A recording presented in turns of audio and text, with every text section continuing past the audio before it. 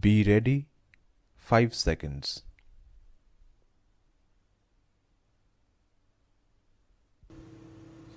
Grandfather bought Toto from a driver for the sum of 5 rupees. The driver used to keep the little red monkey tied up, and the monkey looked so out of place there that grandfather decided he would add the little fellow to his private zoo. Toto was a pretty monkey.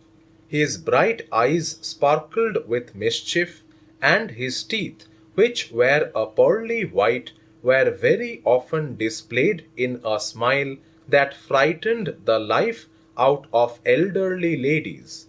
But his hands looked as though they had been pickled in the sun for many years. Yet his fingers were quick and wicked, and his tail, while adding to his good looks, also served as a third hand.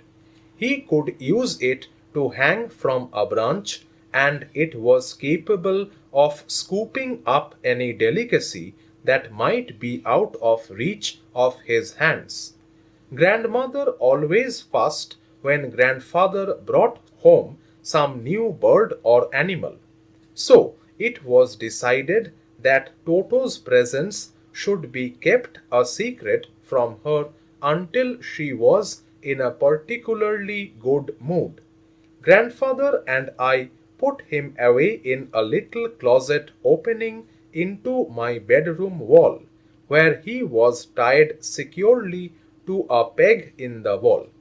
A few hours later, when grandfather and I came back to release Toto, we found that the walls, which had been covered with some ornamental paper chosen by grandfather, now stood out as naked brick and plaster.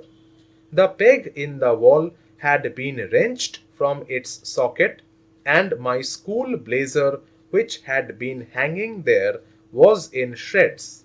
I wondered what grandmother would say, but grandfather didn't worry. He seemed pleased with Toto's performance. His presence in the house still a secret, Toto was now transferred to a big cage in the servants' quarters, where a number of grandfather's pets lived very sociably together. A tortoise, a pair of rabbits, a tame squirrel, and for a while my pet goat. But the monkey wouldn't allow any of his companions to sleep at night. So grandfather, who had to leave Dehradun next day to collect his pension in Saharanpur, decided to take him along. Unfortunately, I could not accompany grandfather on that trip, but he told me about it afterwards. A big black canvas bag was provided for Toto. This, with some straw at the bottom, became his new abode. When the bag was closed, there was no escape. Toto could not get his hands through the opening, and the canvas was too strong for him to bite his way through. His efforts to get out only had the effect of making the bag roll about on the floor or occasionally jump into the air, an exhibition that attracted a curious crowd of onlookers on the Dehradun railway platform. Toto remained in the bag as far as Saharanpur, but while grandfather was producing his ticket, Toto suddenly poked his head out of the bag and gave the ticket collector a wide grin.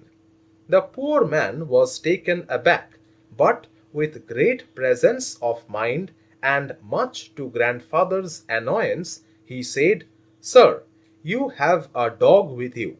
You will have to pay for it accordingly." In vain did grandfather take Toto out of the bag.